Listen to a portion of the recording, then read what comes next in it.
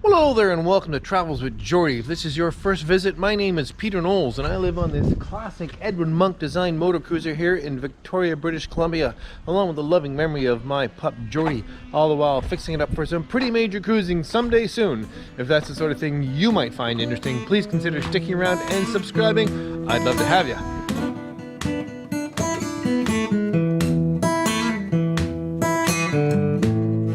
In this next episode, I really want to get back into the bilge and finish those floor timbers, because if I can get that part of the structure tidied up, I can really jump ahead on carrying on with refastening and a bunch of other things I'm looking forward to doing. So let's jump back in time and see what it is I actually got done. And good morning, folks. Well, we're back inside in the bilge making new floors, and I'm looking forward to this because it's quite satisfying. I'm going to pull this one out here. See how about this lovely big gap that's opening up in the bottom there? Anyway, let's see if, oh yeah, that came up no trouble. No trouble. Yeah. Easy peasy. Ugh, that's so creepy. Yuck.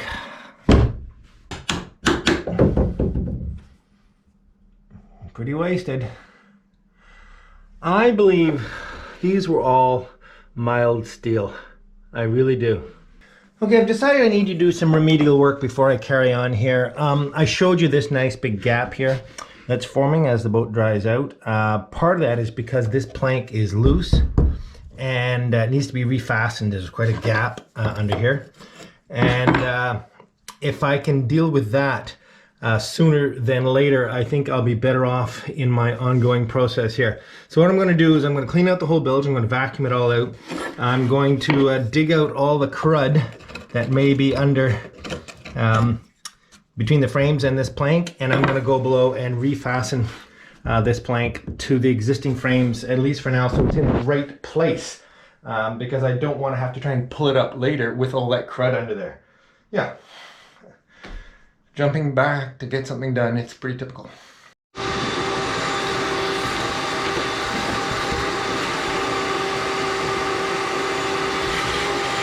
Okay, I don't know how good an idea this is, but I have a good almost quarter-inch gap at the worst part of this plank.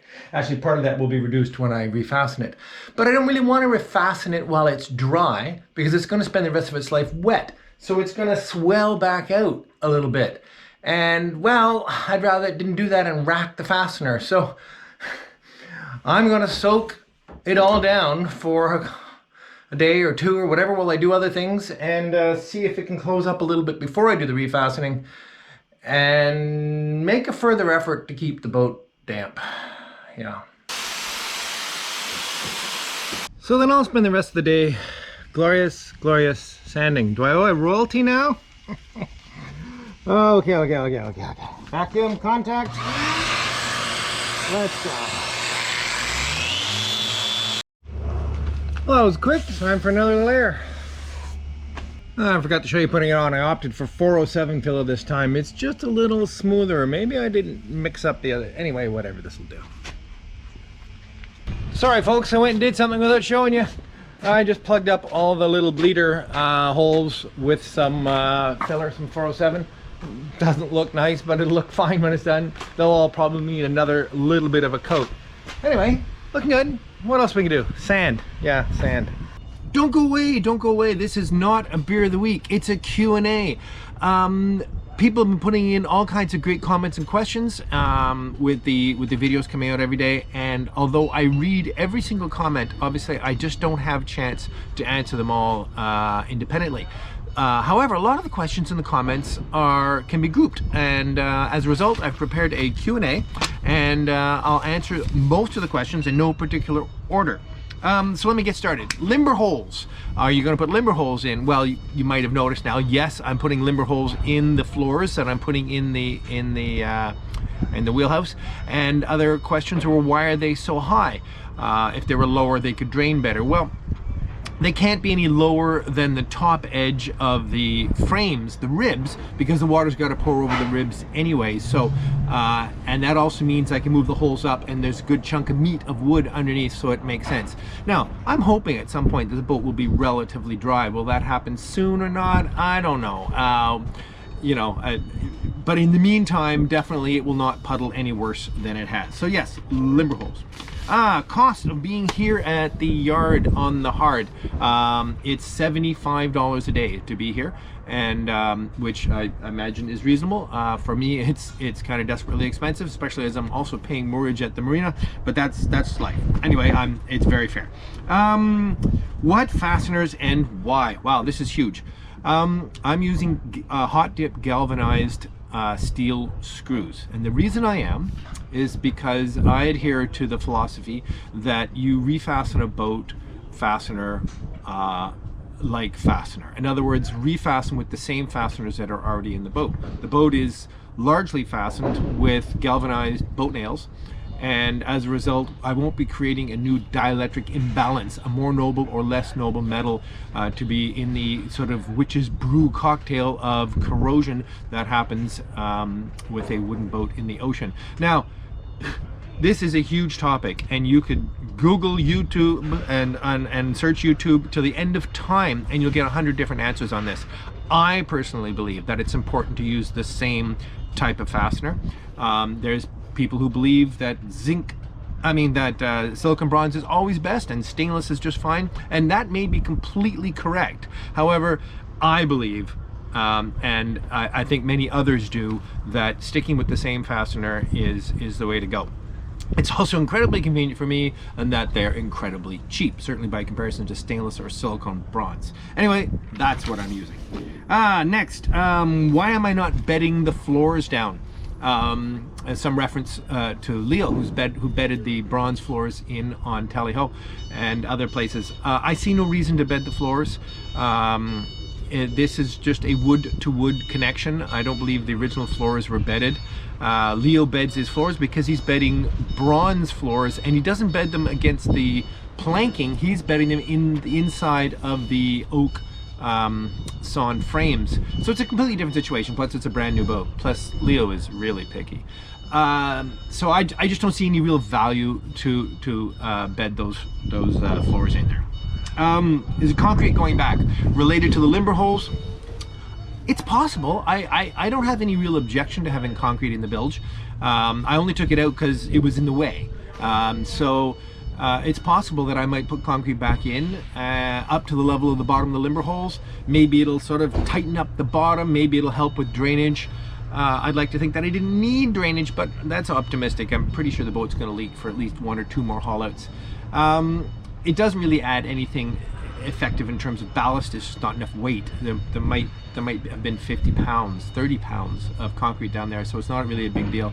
There's some that believe that the lime, I don't even know what's in concrete, lye or lime or Portland cement, anyway, whatever it is, has some beneficial attributes to wood in terms of corrosion, but in terms of rot, but I think I can deal with that in other ways. Next, copper rivets and roves. Why didn't I use copper rivets and roves? Well, it's a dissimilar metal, so right off the bat I'm not going to. The other thing is they're ridiculously expensive, and it's another whole process. And yes, Leo did it, and a few people are doing it, and it's a really sexy fastening system, but it's just not appropriate for what I'm doing here, and it'd be a whole new thing to take on. So no, I won't be using any copper rivets and roves. Future haul-out schedule. Quite a few people have asked. I'm doing work in the wheelhouse right now, but you know, there's butt blocks all through the boat, and there's problems all through the boat, and yes, it's true. I have designed it so that I can do the work I really need to do underneath the engine. As you know, or most of you will know, that I've just put a new engine in and taken it out again, new engine beds, and they're back out again, new fuel tanks, and they're out again, although to be fair, they were never really installed. So I really want to get all the work done underneath the engine in the wheelhouse done this haul out. So that's my emphasis. And I'm just going to take a quick break while they run a travel lift. I'll be right back.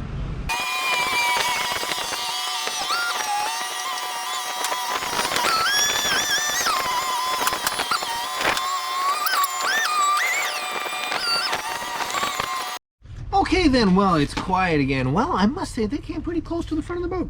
All right, we were talking about future haul-out schedule, and I was trying to emphasize that the bulk of the work for this haul-out is to get the structural framing corrected in the center of the boat. I will do 2 more similar haul-outs, one for the forecastle and the cockpit, all in the same haul-out, and one more where I'll do the aft cabin, all in the same haul-out. And again, that will be fixing any bad floors, any bad structure, any bad butt blocks, and resistering the frames that I think are necessary for those locations. When will those be? It's really just a matter of funds and opportunity. I'd like to think possibly one this fall and one next spring, but more likely it will be one next spring and one the subsequent spring. That's my best guess. Anyway, next, the soft chine log. I had mentioned that when I put new fasteners in the chine log that I said it was a little soft. It's not that the chine log is soft, the wood is actually in excellent shape. It's just the fasteners were a little soft. It was kind of loose. So I really wanted to get some new fasteners on there. The piece of wood is in excellent shape. Why do I trust the nails? Because every nail I found on the boat, including the ones that are into the floors, as I remove the old floors, are in excellent condition. In fact, no deterioration at all. So I believe that the nails are a much higher caliber of product. I understand that the galvanized wrought iron nails, boat nails, square cut, I didn't know if you could galvanize wrought iron, so maybe they're not wrought iron. I don't really know, but the fact is they're good and I trust them. I have no planks that are leaving the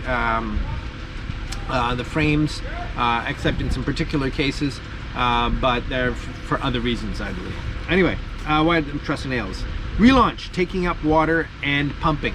I heard a very scary story about a boat sinking shortly after relaunch, and I have heard several stories of that. Yes, there's a lot of open seams right now, and that's always a concern.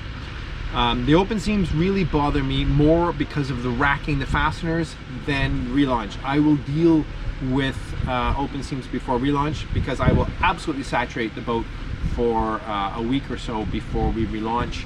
I'm also buying a new 4,000 gallon an hour pump, and I'll be able to sit in the slings for several hours here as patience tolerates, and if there's a problem, they'll just pick me up again. In other words, I'm not going to leave the slings of the travel lift and venture off until I'm absolutely certain the pumps are keeping up and with some room to spare. And yes, seams that are above the waterline that are a concern once you're underway will also have been closed up as well as possible. And it's possible I may put in some slick seam, which is like a waxy, greasy, waxy material you can put in the seams that as the boat swells up, it'll just squirt that back out again. I'm hesitant to do that because I don't like having that material in the seams permanently, because it's kind of greasy and it's hard to get other paying material to stick to that after all.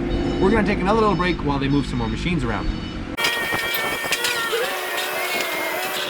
There's no denying this is a busy yard. It's tiny and they have 3 travel lifts and they never stop, and it's 6:30 at night. Okay, so I'm not worried about sinking after relaunch. Linseed oil in the bilge, the paint in the bilge coat, other kinds of treatments for painting the bilge, and I've often felt that I didn't want anything on the wood in the bilge. I just wanted it raw so that if it gets wet, it can evaporate again off quickly. But there's something to be said for oiling, linseed oil, all the wood in the bilge, the new floors, all the new frames, the inside of the planks, etc. And I think that's probably what I'm going to do. I bought the linseed oil already, so very likely. What's next on that? Bolts for the butt blocks. I have talked about some of the butt blocks as I rebuild them. Instead of putting screws through, I'm going to put through bolts. In other words, a carriage bolt that is set into the plank with a bung on the head, and then the nut is on the inside, making a very, very strong connection, and one that you can sort of keep an eye on, which I kind of like the idea of. But it's true, it now is a hole through the boat to the inside. So if you're going to do that, you certainly want to make sure that it isn't a opportunity for water to come in. So people have talked about wrapping oakum around the head and other sorts of tallow or things like that. Well, I'm going to do some research on that, and definitely going to make whatever effort is required to make sure that I don't create 6 new leaks at every butt block. Knee pads and safety glasses. I've had so many comments about both of those. I have not been using knee pads up until quite recently because I just couldn't find them. I don't think of it. Safety glasses, I use safety glasses in every case where I believe there is risk to my eyes. Some of you know I actually only have one eye, so I'm very, very careful with it. You may have seen cases where I've done something or shown something where I'm not using safety glasses, but it's really only just for the shot. For any actual work I do, I'm wearing safety glasses. Keeping the hull damp. This has been a big part of what I've been doing.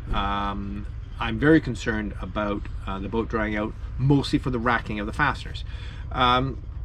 So I've been soaking it regularly, inside and out, every night and overnight and in the morning, everywhere, all through.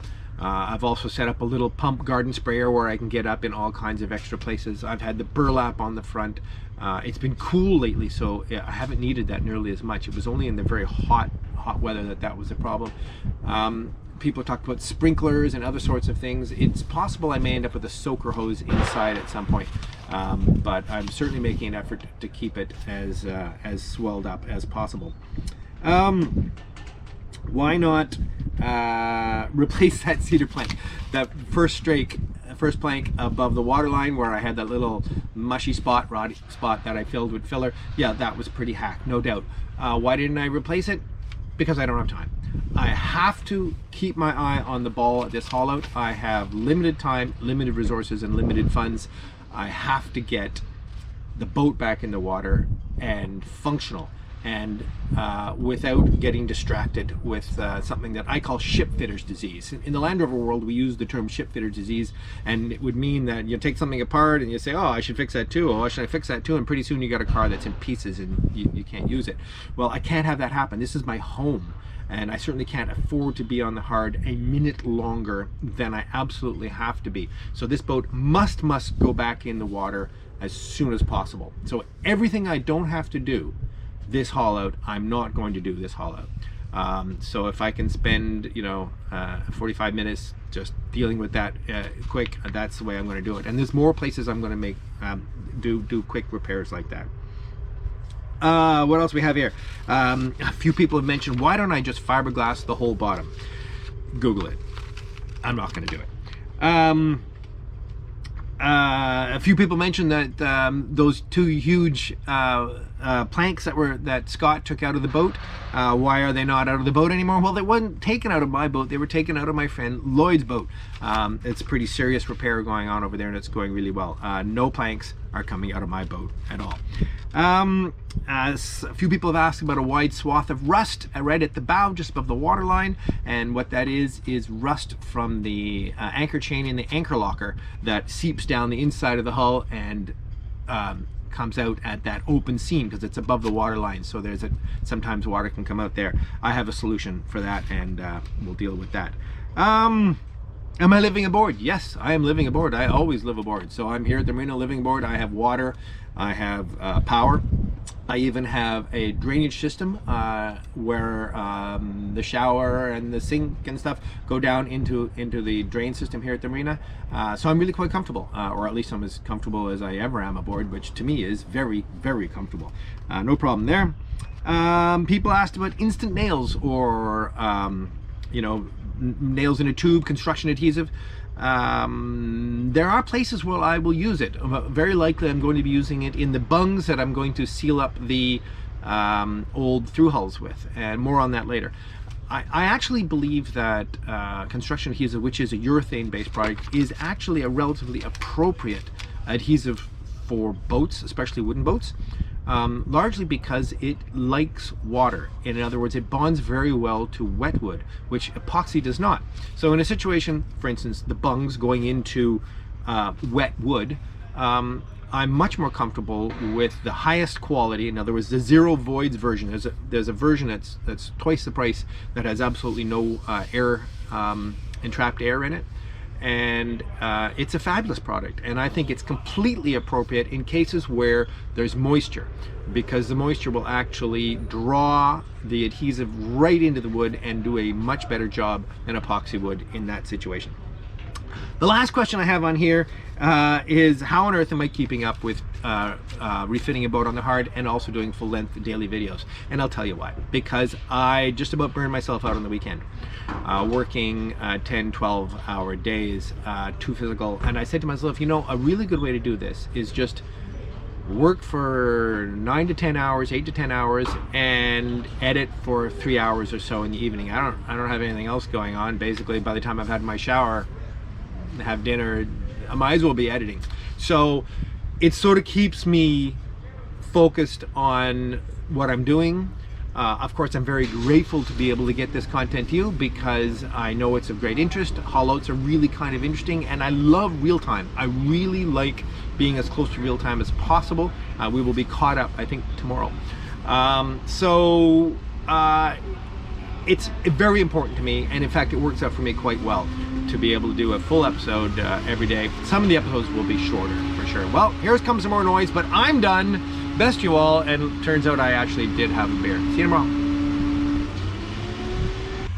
Well, good morning. It absolutely poured rain last night, which of course is good for keeping the boat from drying out.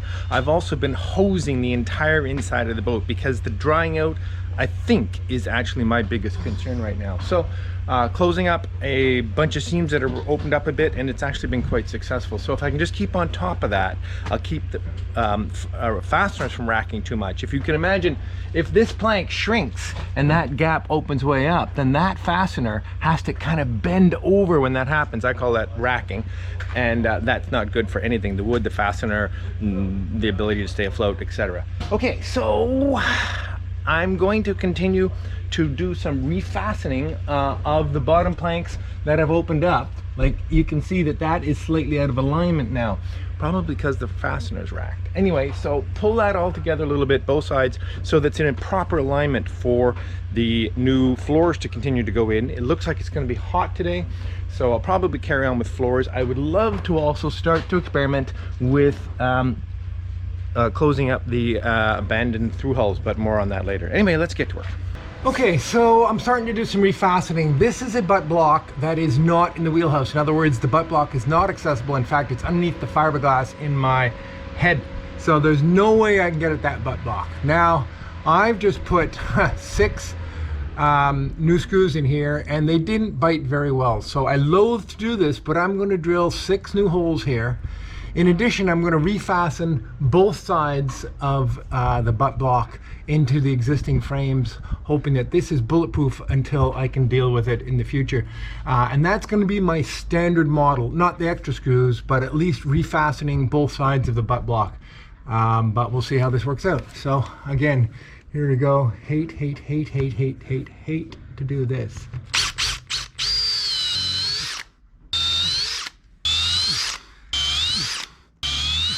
And while I'm at it, I'll drill for the refastening here. Okay, so 12 twos into the existing frames. Oh, and those are holding very nicely.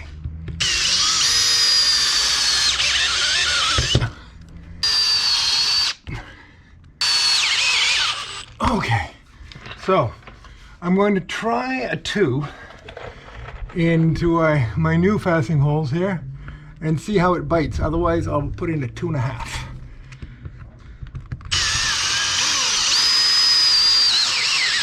Oh, that's fine.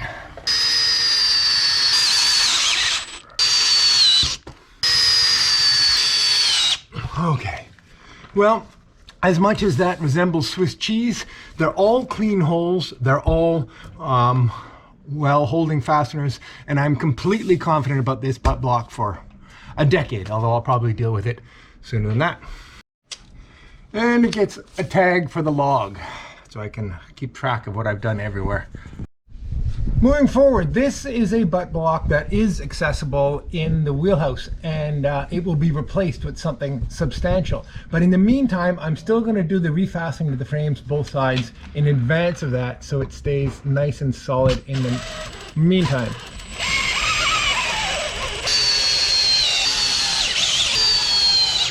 Excellent. So that's secure until I can do something better. Okay, more refastening. The garboard on this side is a little loose, and I'm going to refasten this whole garboard all the way along.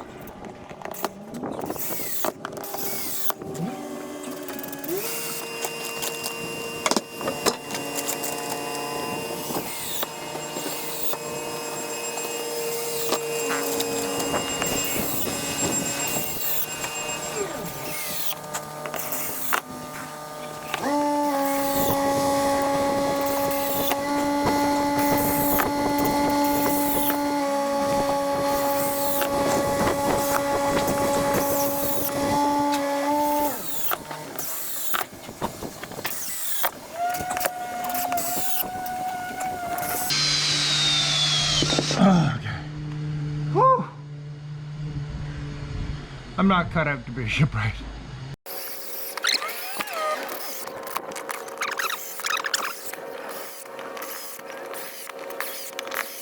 Well, while my arms recover a little bit from all that driving screws, I'll do some nice, easy filler sanding.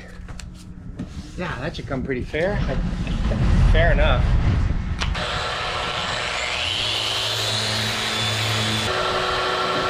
Use a little more. As I get closer and closer to sanding off the old boot stripe, or not sanding it off, but at least cleaning it up for new paint, I need to mark it, because if I obliterate it, I won't be able to find it again. So what I do, I just take any sort of little spacer that is equivalent and just make a mark above, and then that way I can always find it again afterwards.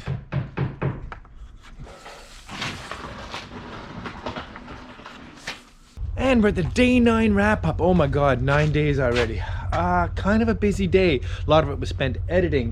Did finish up some more epoxy work. Completely finished sanding the boat, which was great. Glad to have that done. I'm feeling really pretty good, even though there is so much more work to do than I'd ever hoped. But it's all manageable. It just takes time. So I will definitely be here a full month. A really busy month.